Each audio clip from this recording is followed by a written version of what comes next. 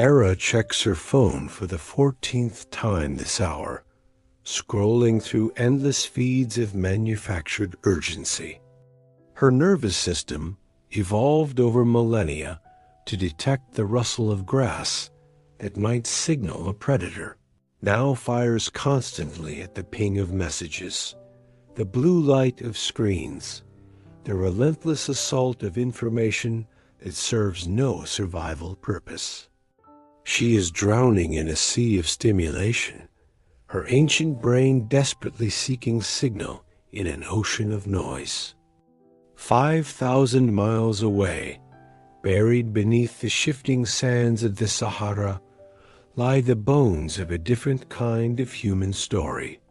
Here, where the thermometer can swing 60 degrees between scorching day and freezing night, where water appears as miraculous as resurrection, where the wrong turn means death, here lived a people who found not just survival, but profound wisdom in the world's most unforgiving classroom. The Bedouins of the Sahara mastered something we have forgotten, the art of being exquisitely attuned to life itself. While we fragment our attention across 1,000 digital demands, they cultivated a kind of hyper-awareness that allowed them to read the language of wind, sand, and star with the fluency of a mother tongue. They discovered that in the desert's brutal simplicity lay not deprivation, but a pathway to human flourishing that our overstimulated age has lost. This is not a story about primitive people making do with less. This is a story about sophisticated humans who understood something fundamental about the architecture of attention, the rhythms of resilience, and the deep patterns that govern all life on Earth. They knew that survival was not about conquering nature, but about learning to dance with it. They understood that the human nervous system, when properly calibrated, could become an instrument of almost supernatural sensitivity.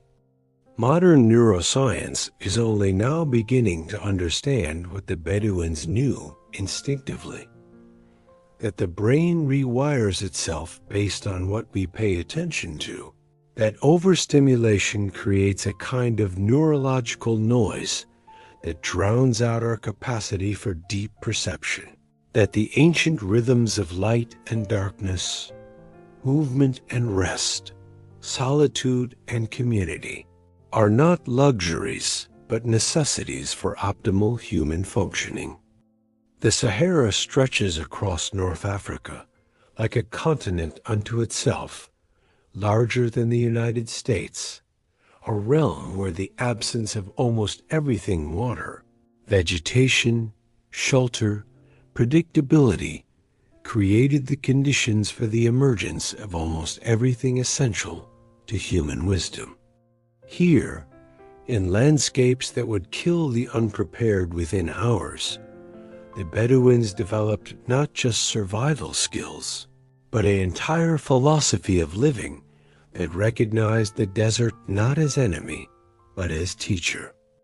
They called themselves the people of the tent, but they were really the people of infinite space, infinite sky, infinite possibility within infinite constraint. Their culture emerged from the understanding that in the desert there is no margin for error, no room for the luxury of inattention, no forgiveness for those who lose touch with the subtle signals that mean the difference between life and death. For over 2,000 years, these nomadic peoples moved through the Sahara like schools of fish through ocean currents, following patterns invisible to outsiders, but perfectly legible to those who had learned to read the deeper text of the land. They traveled not randomly, but along songlines of survival written in the placement of oases, the behavior of animals, the conversation between wind and sand. Their society was organized around a simple but profound recognition that in the desert, individual survival and collective wisdom are inseparable. And knowledge of how to find water, how to navigate by stars, how to read weather and the behavior of birds, this knowledge belonged not to any single person, but to the entire community, passed down through generations in stories, songs, and the careful observation of elders like Zaid, who could smell rain on the wind 3 days before it arrived. The Bedouins understood that the desert was not empty, but full of information, full of relationship, full of the kind of intelligence that emerges when humans stop trying to impose their will on the world and start learning to listen to what the world is trying to teach them. They knew that every grain of sand had a story. Every shift in wind direction carried news. Every star held a piece of the puzzle that would guide them safely through the night. This was not mysticism, but pragmatism of the highest order. In the desert, the penalty for losing touch with the reality is death. The Bedouins developed what we might now call ecological intelligence, way of thinking and perceiving that recognizes the interconnectedness of all systems, the importance of cycles and rhythms, the wisdom embedded in natural patterns.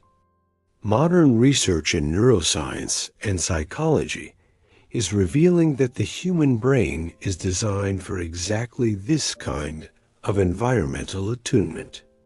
Our nervous systems evolved to be exquisitely sensitive to subtle changes in our surroundings, to read the emotional weather of our social groups, to detect patterns and possibilities that conscious thought alone cannot grasp.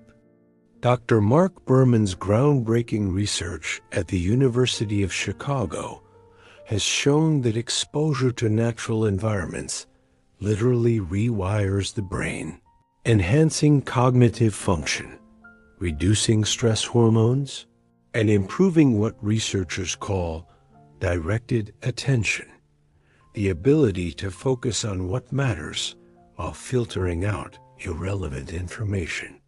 His studies demonstrate that even brief exposure to natural settings can restore mental clarity and emotional balance in ways that no amount of artificial stimulation can match. The Bedouins lived immersed in this kind of restorative environment 24 hours a day. Their nervous systems were constantly bathed in the healing frequencies of natural light, natural sound, natural rhythm. They experienced what researchers now call soft fascination, the gentle, effortless attention that comes from watching clouds move across the sky, observing the dance of flame, listening to the whisper of wind through sand. This soft fascination is the opposite of the hard fascination that characterizes our digital age. The forced, effortful attention required to process screens, notifications, and artificial stimuli. Hard fascination depletes what psychologists call our cognitive resources, leaving us mentally exhausted and emotionally depleted. Soft fascination, by contrast, actually restores these resources, creating a kind of mental renewal that allows for deeper insight, creative problem-solving, and emotional resilience. The Bedouins structured their entire lives around this principle of restorative attention. Their daily rhythms were synchronized with the natural cycles of light and darkness, activity and rest, social engagement and solitude. They understood that the human system, like all natural systems, requires periods of expansion and contraction, effort and recovery, stimulation and calm. Research in chronobiology, the study of biological, Rhythms has revealed that the Bedouins' lifestyle was perfectly aligned with what scientists now call our circadian architecture. Dr. Russell Foster's work at Oxford University shows that exposure to natural light cycles regulates not just sleep, but mood, immune function, metabolism, and cognitive performance. The Bedouins lived in constant dialogue with these natural rhythms, allowing their bodies and minds to function according to their deepest design. But the Bedouins' mastery went far beyond simple alignment with natural cycles. They developed what we might call adaptive intelligence, the ability to read and respond to constantly changing conditions with both flexibility and precision. In the desert, conditions change rapidly and dramatically. A sandstorm can arise in minutes. Water sources can appear or disappear. The angle of the sun, the color of the sky, the behavior of animals all carry crucial information that must be processed quickly and accurately. This constant practice of environmental awareness created a kind of cognitive fitness that modern life rarely demands or develops. The Bedouins' brains were trained to notice subtle patterns, to integrate information from multiple sources, to make quick but accurate decisions based on incomplete data. They developed what psychologists now call metacognitive awareness, the ability to think about thinking, to monitor their own mental processes, to recognize when their attention was drifting or their judgment was becoming clouded. Contemporary research in mindfulness and meditation has shown that this kind of metacognitive awareness is one of the most powerful predictors of psychological well-being and life satisfaction. People who can observe their own mental processes with clarity and compassion are more resilient in the face of stress, more creative in their problem-solving, and more capable of maintaining emotional balance in challenging circumstances. The Bedouins cultivated this awareness not through formal meditation practice, but through the demands of their daily lives. Every moment in the desert required presence, attention, and a kind of embodied intelligence that comes from living in constant relationship with the physical world. They could not afford to be lost in thought, distracted by mental chatter, or disconnected from the immediate reality of their surroundings.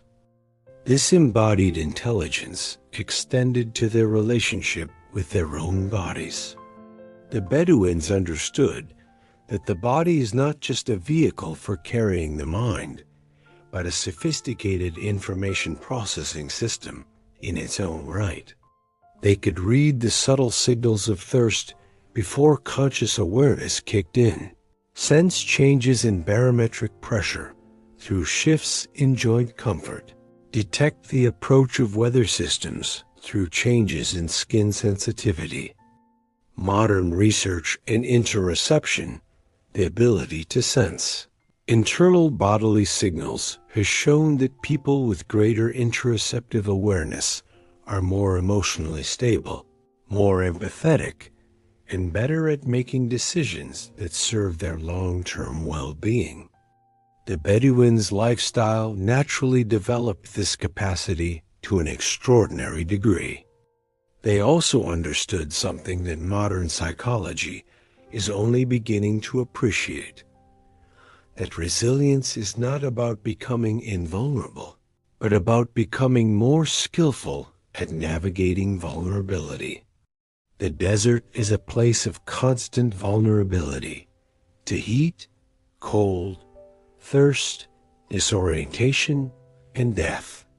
The Bedouins did not try to eliminate these vulnerabilities, but learned to dance with them, to find strength in their very acceptance of uncertainty and impermanence. This psychological flexibility, the ability to remain open and responsive in the face of difficulty, is what researchers now identify as one of the most important factors in mental health and life satisfaction. The Bedouins developed this flexibility not through therapy or self-help books, but through daily practice of living in a world that demanded constant adaptation and resourcefulness. Their social structures reflected this same wisdom. Bedouin society was organized around principles of mutual aid, collective decision-making, and the recognition that individual well-being and community well-being are inseparable. In the desert, no one survives alone. The knowledge, skills, and resources necessary for survival were held in common, shared freely, and passed down through generations as a kind of collective inheritance. This social organization created what researchers now call social capital, the network of relationships, mutual obligations, and shared resources that provide resilience in times of stress. Studies have shown that communities with high social capital are more resilient in the face of natural disasters, economic downturns, and social disruption. The Bedouins' nomadic lifestyle required them to constantly create and maintain these networks of mutual support. But perhaps most importantly, the Bedouins understood that human beings are not separate from nature, but part of it. They saw themselves not as conquerors of the desert, but as participants in its vast ecosystem. This ecological worldview shaped every aspect of their lives, from their use of resources to their understanding of their place in the cosmos. Modern ecological psychology has demonstrated that this sense of connection to the natural world is essential for both individual and collective well-being. People who experience themselves as part of nature rather than separate from it show lower levels of anxiety and depression, greater life satisfaction, and more sustainable behaviors. They also demonstrate what researchers call ecological identity, a sense of self that includes the broader web of relationships in which human life is embedded. The Bedouin story is not just about survival in a harsh environment, but about the cultivation of human wisdom in its fullest form. They understood that intelligence is not just about processing information, but about developing the capacity to live skillfully in relationship with the world. They knew that resilience is not about avoiding difficulty, but about learning to find opportunity within constraint. In our age of information overload and digital distraction, their example offers a different path forward. They show us that it is possible to live with deep attention, embodied intelligence, and ecological wisdom. They demonstrate that the human nervous system, when properly calibrated, is capable of extraordinary sensitivity and resilience. Their legacy challenges us to ask fundamental questions about how we want to live. What would it mean to structure our lives around natural rhythms rather than artificial schedules? How might we cultivate the kind of environmental awareness that allows us to read the subtle signals of our world? What would it look like to develop the kind of social capital that provides genuine resilience in times of uncertainty? The Bedouins of the Sahara were not primitive people making do with less, but sophisticated humans who understood something essential about the art of being fully alive. In the world's most challenging classroom, they learned lessons that our overstimulated age desperately needs to remember. Their story is an invitation to rediscover the wisdom that lies hidden in the depths of our own nature, waiting to be awakened by the right kind of attention and care. To understand how the Bedouins achieved this mastery, we must examine the intricate web of practices, beliefs, and environmental adaptations that shaped their daily existence. Their wisdom was not abstract philosophy, but embodied knowledge, woven into every aspect of their interaction with the desert world. The foundation of Bedouin mastery lay in their profound understanding of light.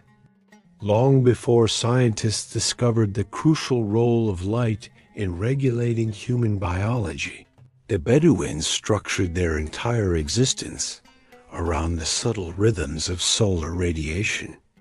They knew that the quality of light changed throughout the day, carrying different information and requiring different responses from the human system. Dr. Andrew Huberman's research at Stanford University has revealed that exposure to bright light in the early morning triggers a cascade of neurochemical changes that optimize alertness, mood, and sleep quality. The specific wavelengths of light present at sunrise activate specialized cells in the retina that communicate directly with the brain's master clock, synchronizing our internal rhythms with the external world. The Bedouins lived this science without knowing its mechanisms. They rose before dawn, positioning themselves to catch the first rays of sunlight as they painted the eastern horizon in shades of gold and crimson. This wasn't merely practical, though the cool morning hours were indeed the most comfortable for travel, but represented a deep attunement to their own circadian biology. As the sun climbed higher, the Bedouins understood that midday light carried a different message. The harsh, direct rays of noon were not just hot, but disruptive to the delicate neurochemistry of attention and arousal. They sought shade, rested, and entered a state that modern sleep researchers recognize as perfectly timed with the natural dip in circadian alertness that occurs in most humans between 1 and 3 p.m. This practice of the midday rest the Kelala was not laziness, but sophisticated chronobiology. Research has shown that brief afternoon naps can enhance cognitive performance, emotional regulation, and immune function. The Bedouins' natural lifestyle kept them aligned with these deeper rhythms, allowing their bodies and minds to function according to their evolutionary design. But their mastery of light extended beyond timing to quality and intensity. The Bedouins understood that artificial light, the flicker of flame, the glow of heated metal carried different information than natural light.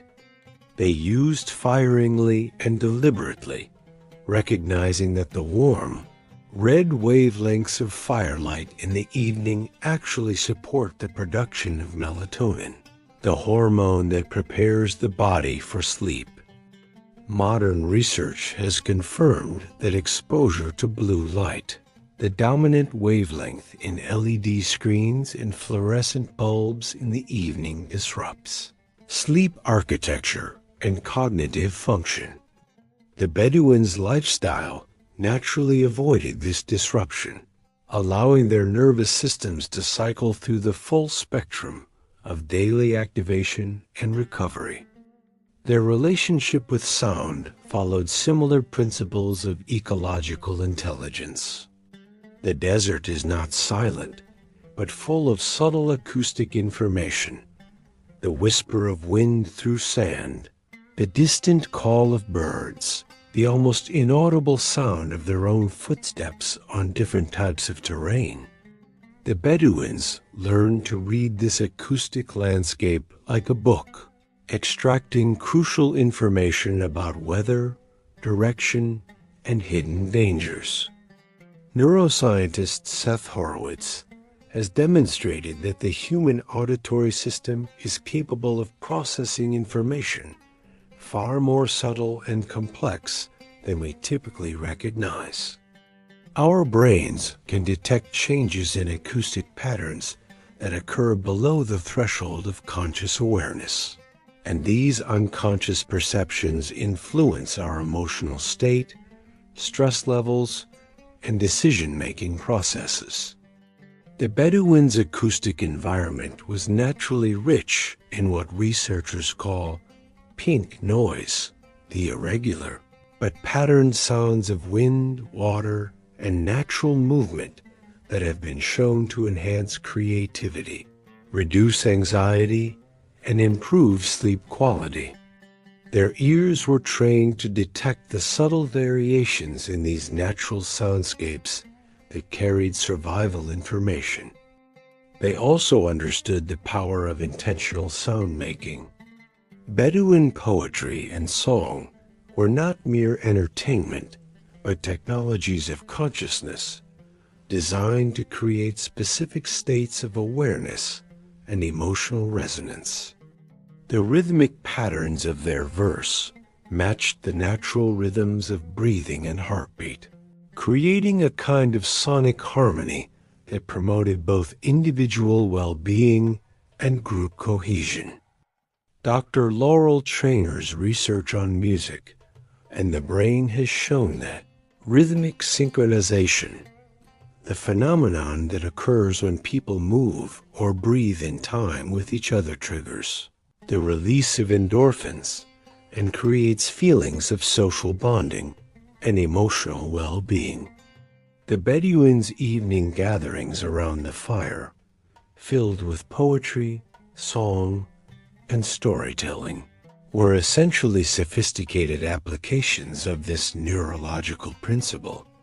Their understanding of space and movement was equally sophisticated. The Bedouins knew that the human body is designed for constant, varied movement, not the prolonged sitting and repetitive motions that characterize modern life. Their daily activities naturally incorporated what exercise physiologists now call functional movement, complex, multiplanar motions that engage the entire kinetic chain. Walking across uneven sand dunes provided natural resistance training and balance challenges. Loading and unloading camels required full-body coordination and strength. Even the simple act of maintaining balance on a moving camel engaged the vestibular system and deep postural muscles in ways that promote both physical health and cognitive function. Research by Dr. John Rady at Harvard Medical School has demonstrated that physical movement, particularly complex movement that requires coordination and balance, triggers the production of brain-derived neurotrophic factor, a protein that promotes the growth of new neural connections and enhances learning, memory, and emotional regulation.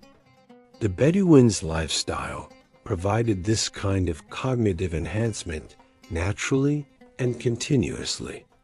Their brains were constantly challenged by the need to navigate complex terrain, maintain balance on moving animals, and coordinate their movements with the rhythms of their environment. But perhaps most importantly, the Bedouins understood that movement is not just physical, but emotional and spiritual. They knew that the act of crossing vast distances, of moving through landscapes that dwarfed human scale, created a particular kind of psychological experience, a sense of both humility and empowerment, of individual smallness within cosmic vastness. Modern environmental psychology has identified this experience as awe an emotion that occurs when we encounter something vast, beautiful, or transcendent that challenges our normal categories of understanding.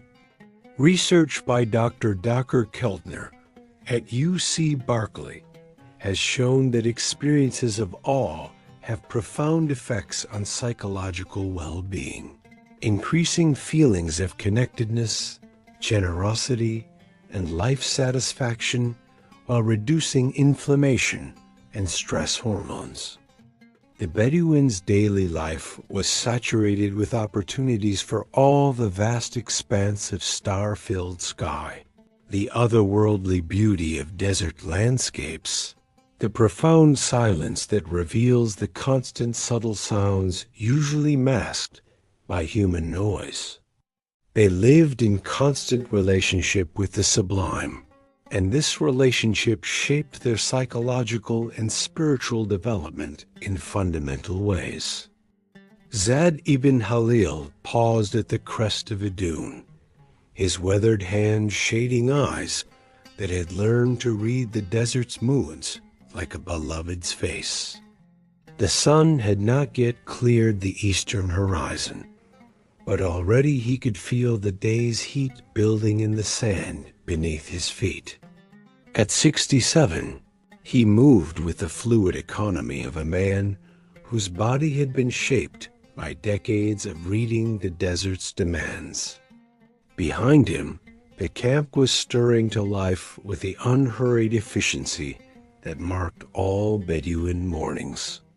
Miriam was already awake, he knew, though she moved so quietly through her dawn preparations that even his trained ears caught only the softest whisper of fabric against fabric as she arranged her day's supplies. Zaid's attention was captured by a subtle shift in the wind, not the direction, which remained steady from the northwest, but the quality. There was moisture in it, the faintest hint of clouds building somewhere beyond the horizon. Not rain, not yet, but the possibility of rain carried on air currents that had traveled perhaps 1,000 miles to bring him this information. He breathed deeply, allowing the cool pre-dawn air to fill his lungs completely. This was the day's first gift air that had been cleansed by the night's chill, carrying the sense of distant places and the promise of temperature that would soon become precious beyond measure. His nervous system, calibrated by a lifetime of desert mornings, responded to this ritual of deep breathing with a subtle but measurable shift toward alertness and calm. Modern research would later identify this response as the activation of the parasympathetic nervous system, the rest and digest branch of the autonomic nervous system that promotes healing, recovery, and optimal cognitive function.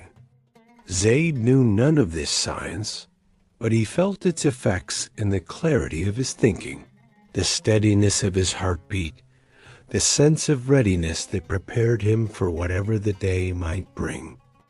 The horizon was beginning to blush with the first hint of sunrise when Miriam appeared beside him, moving with the silent grace that marked her as desert-born. At 19, she possessed the kind of environmental awareness that took city dwellers years to develop, if they ever did. Her presence was simultaneously alert and relaxed, like a cat that can sleep deeply while remaining ready to spring into action at the first sign of danger or opportunity. "The wind carries news from the Hagar," she said quietly, using the traditional phrase that indicated weather patterns from the mountain range far to the south.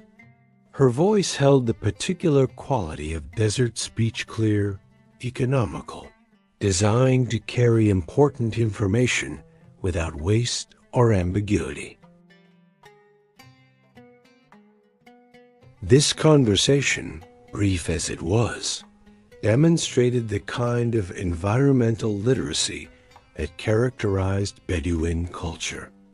Both Zaid and Miriam were reading atmospheric conditions, integrating information about wind patterns, humidity, temperature, and seasonal cycles to make predictions about future weather and plan accordingly.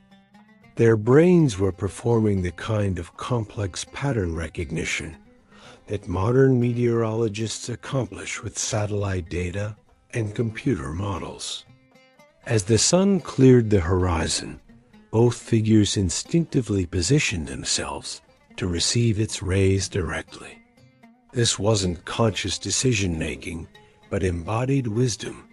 Their bodies knew that morning light exposure would optimize their circadian rhythms, enhance their mood, and prepare their visual systems for the day's navigation challenges. Miriam closed her eyes and turned her face toward the light, allowing the photons to penetrate her closed eyelids and trigger the neurochemical cascade that would regulate her sleep-wake cycle for the next 24 hours. The warmth on her skin activated thermoreceptors that communicated with her hypothalamus, fine-tuning her body's temperature regulation for the heat that would soon become intense. This simple ritual of greeting the sunrise was simultaneously practical and sacred.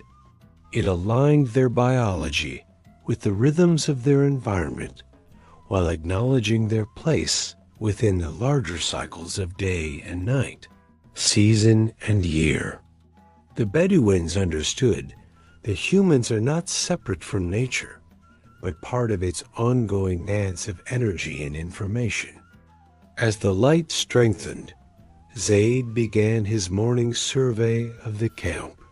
His eyes moved systematically across the landscape, noting the position of the camels, the behavior of the few birds visible in the distance, the subtle changes in color and texture that indicated shifts in wind and humidity. This was not paranoia, but professional awareness, the kind of environmental monitoring that kept desert travelers alive. Modern research in attention and awareness has identified this kind of soft vigilance as optimal for both performance and well-being. Unlike the hypervigilance that characterizes anxiety disorders, soft vigilance maintains awareness without strain, processing environmental information efficiently while remaining available for focused attention when needed. Miriam's morning routine followed different but complementary patterns. While Zaid scanned the external environment, she turned her attention inward, conducting what she might have called a body check if she had possessed the language of modern mindfulness practice. She noticed the subtle sensations that indicated her hydration status, energy levels, and general physical condition. This interoceptive awareness, the ability to perceive internal, bodily signals, was not just useful, but essential for desert survival. The person who could detect early signs of dehydration, heat exhaustion, or other physical problems had a crucial advantage over those who remained disconnected from their body's subtle communications. Her internal awareness extended to emotional and mental states as well. Miriam had learned to recognize the early signs of what modern psychology would call decision fatigue, cognitive overload, or emotional dysregulation. She could sense when her mind was becoming clouded by stress, when her attention was fragmenting, when her emotional balance was being disturbed by worry or distraction. This metacognitive awareness allowed her to make subtle adjustments before problems became serious. She might shift her breathing pattern, adjust her posture, or redirect her attention to bring herself back into optimal functioning. These weren't formal practices, but natural responses that had been cultivated through years of living in an environment that demanded peak awareness and performance. As the camp prepared for the day's travel, both Zaid and Miriam moved through their routines with the kind of embodied efficiency that comes from deep practice. Every action served multiple purposes. Packing the camels provided physical exercise, social interaction, and practical preparation. Checking equipment and supplies involved tactile learning, problem-solving, and resource management.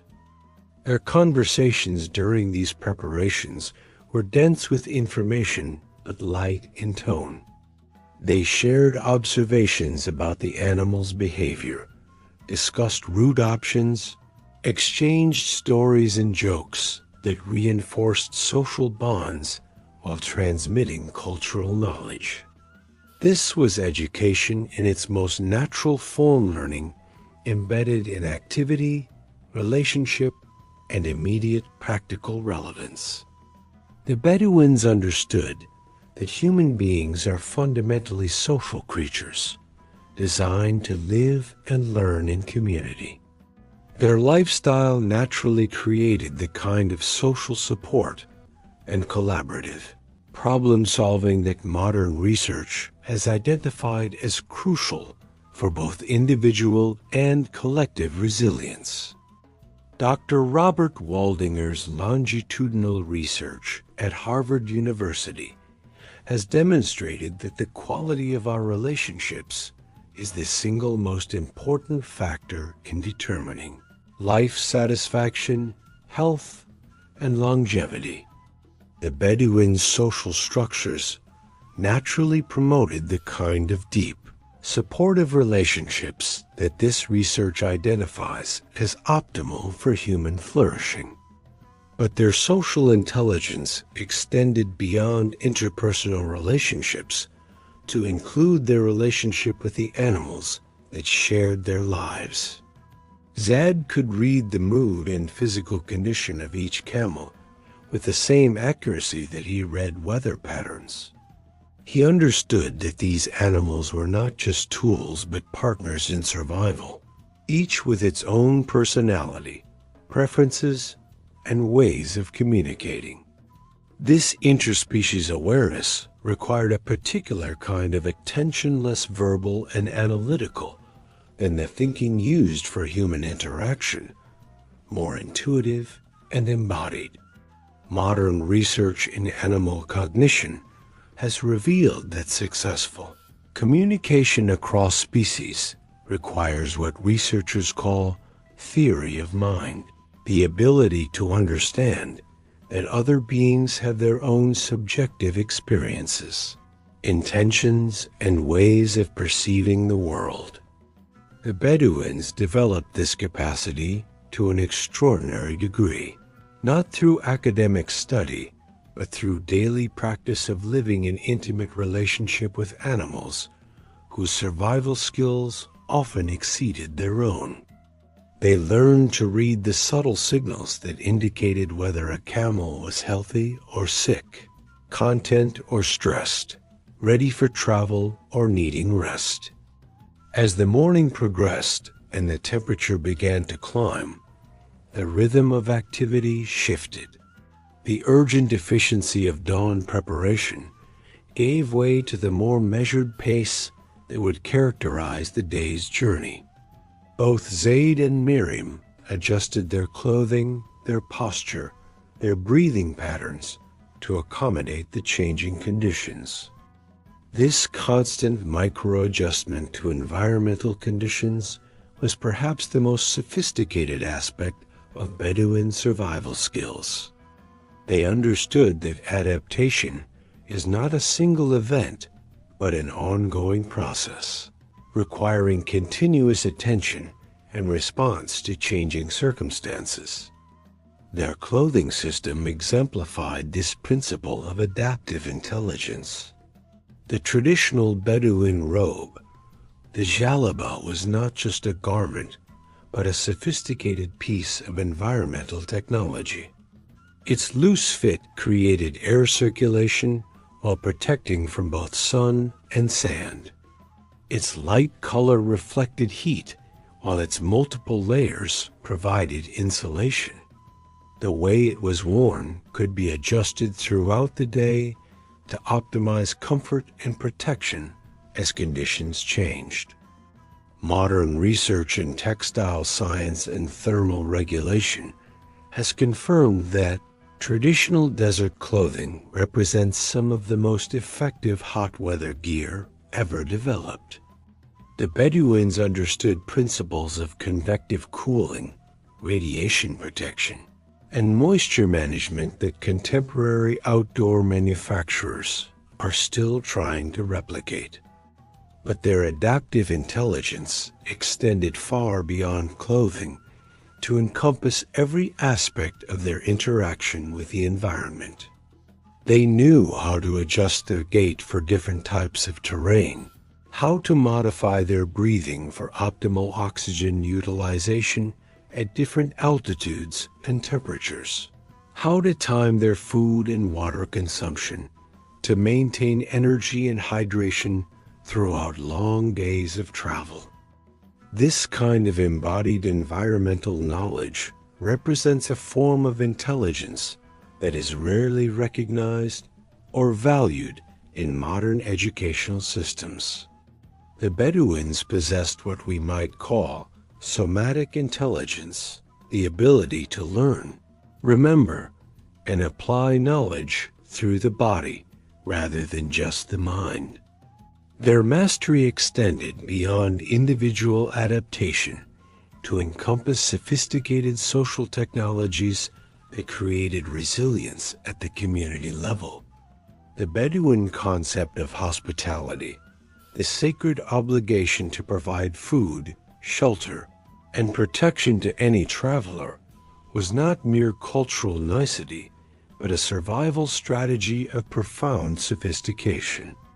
In the desert, today's host might be tomorrow's guest, and the network of mutual obligation created a safety net that spanned hundreds of miles and countless tribal affiliations. Dr. Robert Axelrod's research on cooperation and game theory has demonstrated that this kind of reciprocal altruism, helping others with the expectation that help will be returned when needed, is one of the most effective strategies for survival in uncertain environments. The Bedouins developed this principle into a comprehensive social system that provided both individual security and collective resilience. But their hospitality rituals served functions beyond mere survival insurance. The elaborate ceremony of welcoming strangers, sharing precious resources, and exchanging stories created opportunities for what anthropologists call cultural diffusion, the spread of knowledge, techniques, and innovations across geographic and social boundaries. When Zayd welcomed travelers to his fire, he was not just fulfilling social obligations, but participating in a vast information network that connected remote communities across the Sahara. News of water sources, tribal movements, weather patterns, and trading opportunities flowed along these networks with remarkable speed and accuracy. The desert, seemingly empty and isolating, was actually crisscrossed by invisible highways of information and mutual support. Modern network theory has revealed that these kinds of distributed information systems are often more robust and efficient than centralized alternatives. The Bedouin social networks displayed what researchers call small world properties, high local connectivity combined with long-distance bridges that allow information to travel rapidly across the entire system. The evening gathering around the fire was the central institution where this Social intelligence was cultivated and expressed. As darkness fell and the desert temperature dropped, families and clans would gather in a circle that had remained unchanged for millennia.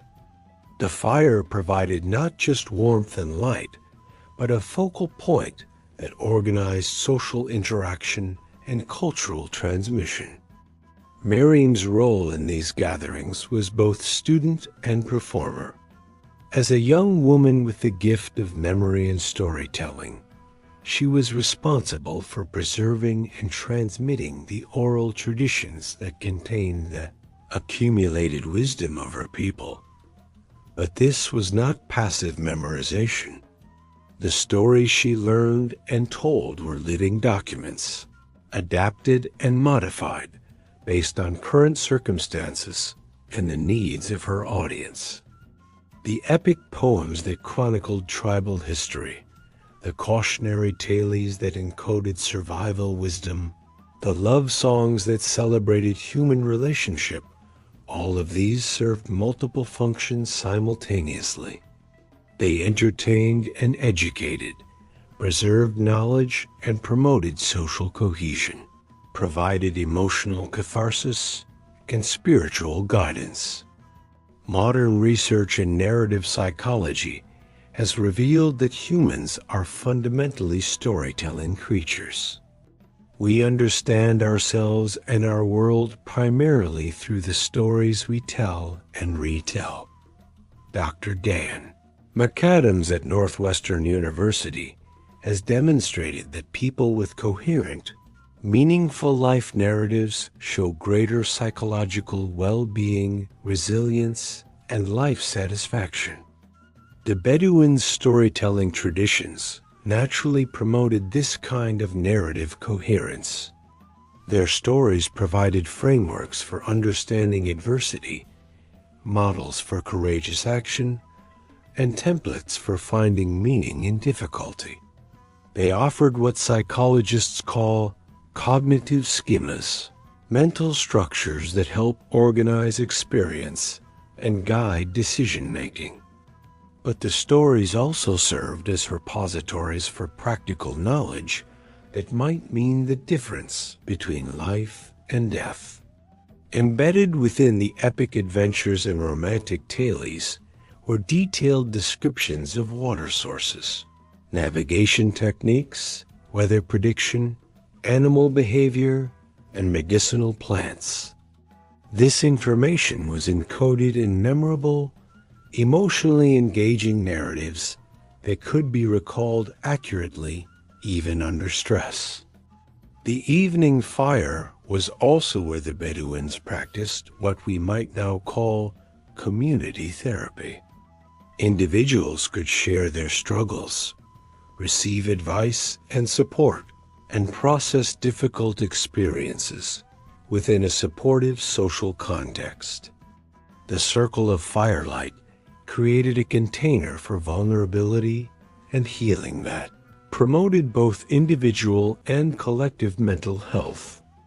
Dr. Irvin Yalom's research on group therapy has identified the key factors that make group healing effective: the installation of hope, universality of human experience, imparting of information, altruism, corrective recapitulation of family dynamics, development of socializing techniques, imitative behavior, interpersonal learning, group cohesiveness, and catharsis. The Bedouin fire circle naturally incorporated all of these healing factors. The physical arrangement of the gathering was itself psychologically sophisticated. The circle ensured that no one was excluded, that every person could see and be seen by every other person. The fire provided a focal point that allowed for both individual reflection and group connection. The darkness beyond the circle created a sense of intimacy and safety that encouraged authentic self-expression.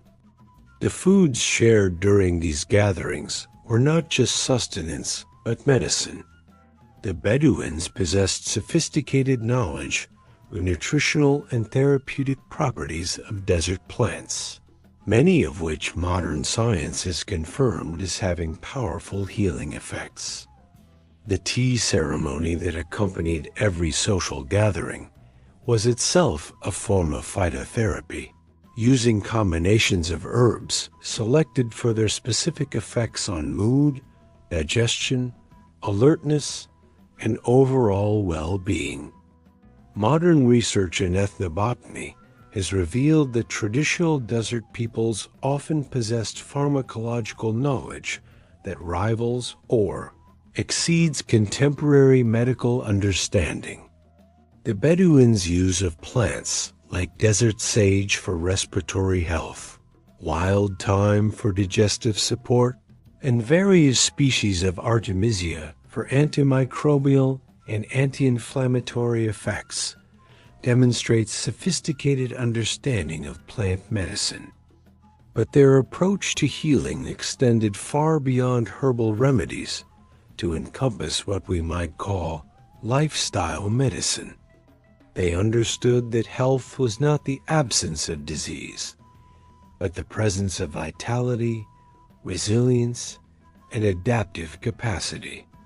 Their daily practices naturally promoted what modern medicine recognizes as the pillars of optimal health: regular physical activity, stress management, social connection, purposeful work, and spiritual practice.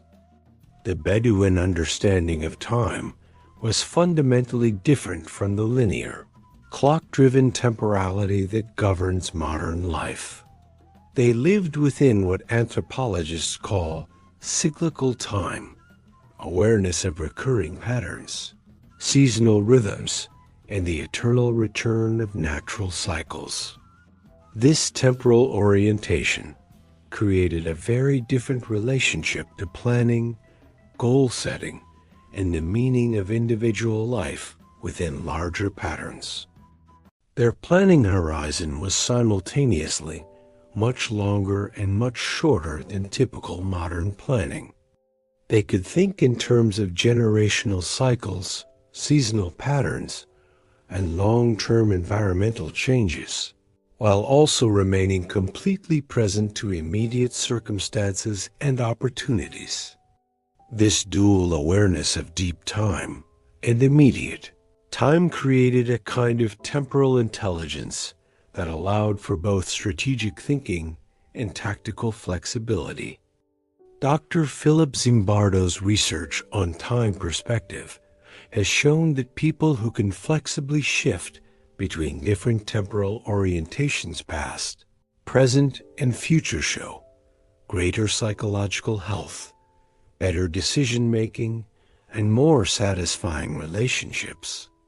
The Bedouins' lifestyle naturally cultivated this temporal flexibility. Their relationship to space was equally sophisticated.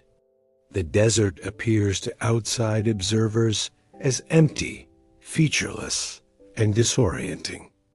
But to Bedouin eyes, it was rich with landmarks, pathways, and meaningful places. They possessed what geographers call wayfinding intelligence, the ability to navigate complex environments using subtle environmental cues and embodied spatial knowledge. Modern research in spatial cognition has revealed that people who regularly navigate without GPS or other technological aids develop larger hippocampi, the brain region, responsible for spatial memory and navigation. They also show enhanced abilities in other cognitive domains, including memory, problem-solving, and creative thinking. The Bedouins' navigation skills were legendary, even among other desert peoples. They could find their way across hundreds of miles of seemingly identical terrain using the position of stars, the angle of sand dunes, the direction of prevailing winds, and dozens of other subtle cues that remained invisible to untrained eyes. But their spatial intelligence extended beyond mere navigation to encompass what we might call sacred geography, the understanding that different places carry different energies, meanings, and possibilities. Certain locations were recognized as particularly suitable for rest, healing, decision-making, or spiritual practice. This was not superstition, but sophisticated environmental psychology. Zaid knew the desert like others know their childhood home, not just as a collection of facts, but as a living presence with moods, rhythms, and personality. He could sense the subtle energy differences between different locations, the way certain places seemed to promote clarity of thought, while others encouraged rest or reflection. Modern research in environmental psychology has confirmed that different physical environments do indeed have measurable effects on cognitive function, emotional state, and physiological arousal. Natural environments generally promote what researchers call restorative experiences, states of relaxed attention that enhance creativity, reduce stress, and improve overall well-being. The Bedouins' understanding of what we might call psychogeography, the emotional and psychological effects of place, was extraordinarily sophisticated. They knew which locations were optimal for different activities, which environments promoted healing, and how to create temporary spaces that supported specific kinds of human flourishing. Their temporary settlements were masterpieces of environmental design. The arrangement of tents, the orientation toward prevailing winds, the creation of protected spaces for cooking and socializing. Every element was carefully considered to optimize comfort, safety, and social interaction within the constraints of nomadic life. These settlement patterns reflect a deep understanding of principles that modern architecture and urban planning are only beginning to appreciate. The Bedouins knew how to create spaces that supported both privacy and community, individual contemplation and group activity, protection from environmental stresses, and connection to natural beauty. As Zaid settled into his evening routine, his movements followed patterns refined through decades of practice. Each action served multiple purposes: checking the security of the camp, monitoring the condition of animals and equipment, and preparing his mind and body for the transition from active day to restorative night. His evening ritual began with what he might have called settling, a process of gradually releasing the focused attention required for daytime travel and opening to the different awareness appropriate for night. He would sit quietly for several minutes, allowing his nervous system to shift from sympathetic activation to parasympathetic restoration.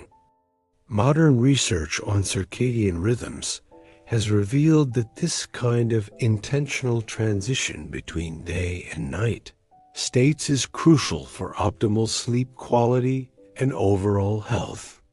People who maintain clear boundaries between active and rest periods show better cognitive function, emotional regulation, and physical health.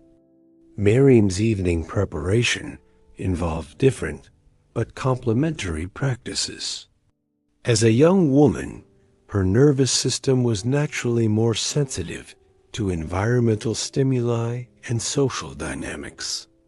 Her evening routine focused on processing the day's experiences, integrating new learning, and preparing her mind for the restorative work of sleep and dreams.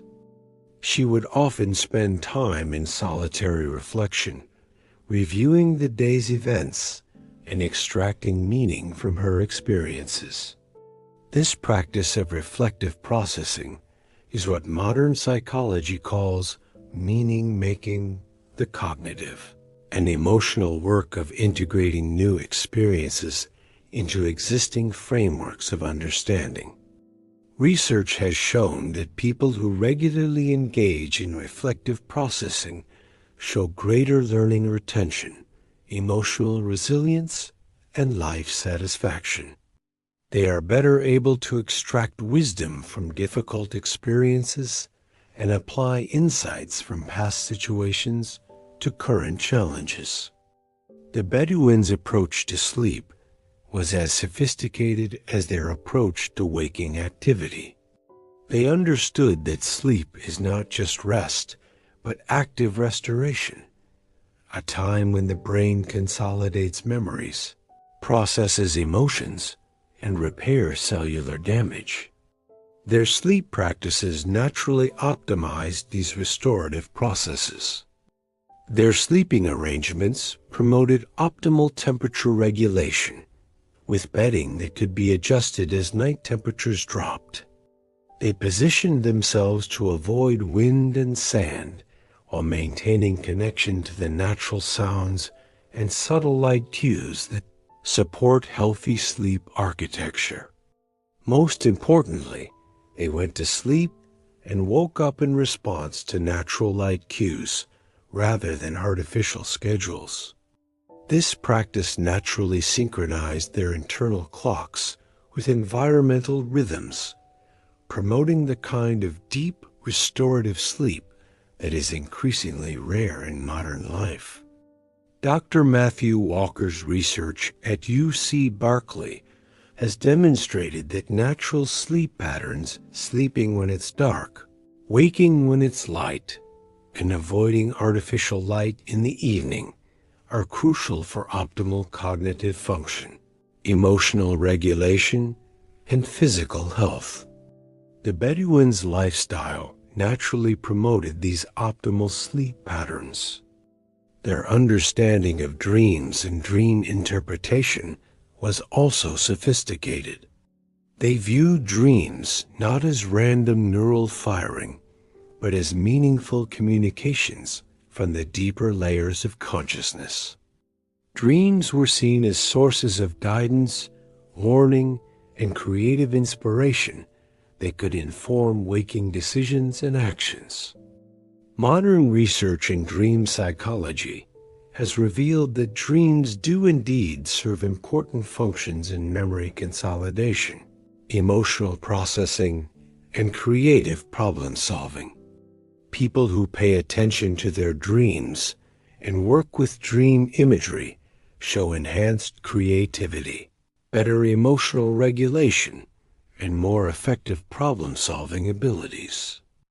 The Bedouins' integration of dream wisdom into daily life represents a form of psychological sophistication that is rarely seen in modern culture.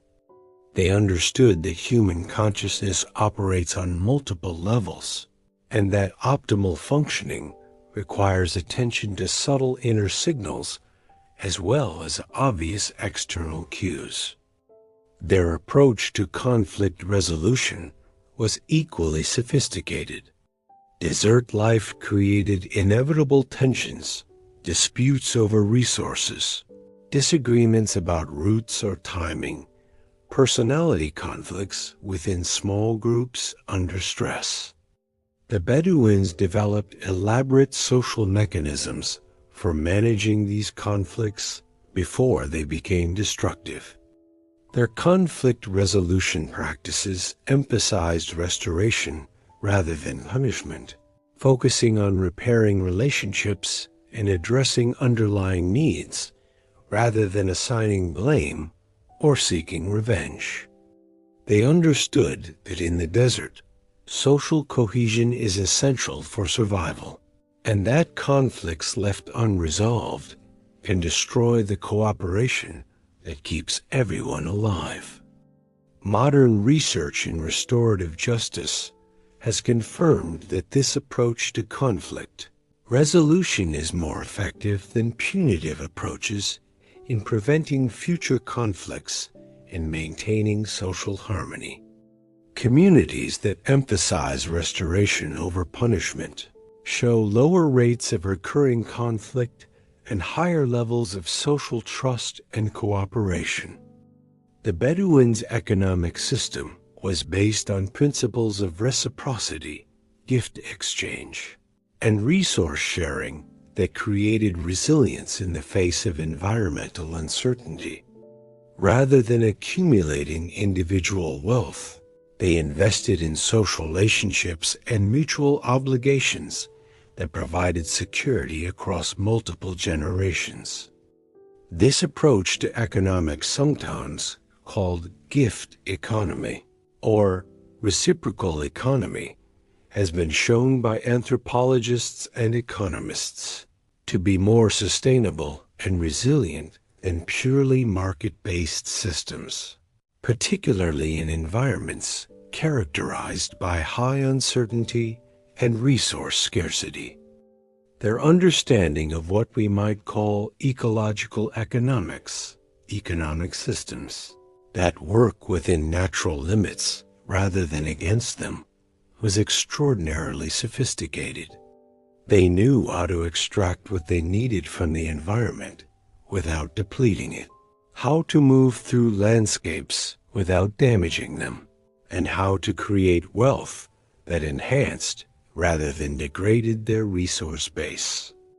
This ecological intelligence was not abstract knowledge, but embodied practice, woven into every aspect of their daily lives. They lived the understanding that human prosperity and environmental health are inseparable, that individual well-being and collective flourishing are interdependent, and that true wealth consists not in accumulation, but in relationship and resilience. The contrast with modern life could not be more stark or more instructive. Where the Bedouins developed exquisite sensitivity to natural rhythms, we have created artificial environments that disconnect us from the very cues our nervous systems need to function optimally. Where they cultivated deep attention through constant engagement with subtle environmental signals, we fragment our awareness across multiple digital streams that demand immediate response but offer no genuine nourishment. Consider the modern office worker, trapped in fluorescent-lit boxes that provide no information about time of day, season, or weather. Her circadian rhythms evolved over millions of years to synchronize with natural light cycles, are constantly disrupted by artificial illumination that bears no relationship to solar patterns. Her sleep suffers, her mood destabilizes, her cognitive function declines, all because she is living in an environment that treats her ancient biology as irrelevant. The notifications that ping from her devices create a state of chronic hypervigilance that would have been appropriate for detecting predators on the African savanna, but is pathological when triggered by emails and social media updates. Her nervous system remains in constant low-level activation, never able to achieve the deep rest and restoration that the Bedouins accessed naturally through their alignment with environmental rhythms. Where the Bedouins developed interoceptive awareness that allowed them to read their body's subtle signals, modern humans often live so disconnected from their physical selves that they ignore hunger, thirst, fatigue, and stress until these signals become overwhelming. We have traded the sophisticated body intelligence that kept desert dwellers alive for a disembodied existence that prioritizes mental activity while neglecting the wisdom of the flesh. The epidemic of anxiety and depression that characterizes modern life can be understood, in part, as the predictable result of living in environments that are fundamentally mismatched to our evolutionary design. Our brains evolved to process complex but coherent information from natural environments, not the chaotic stream of decontextualized data that characterizes digital media. Dr. Adam Gazzale's research at UC San Francisco has demonstrated that the human brain is not designed for multitasking, despite the modern assumption that this is a valuable skill. When we divide our attention across multiple streams of information, our cognitive performance degrades, our stress levels increase, and our ability to form memories and solve problems diminishes significantly. The Bedouins understood this intuitively. Their lifestyle naturally promoted what psychologists call monotasking, the ability to focus deeply on one activity at a time.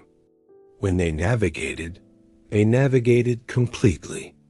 When they rested fully. When they engaged in social interaction, they were entirely present to the people in front of them.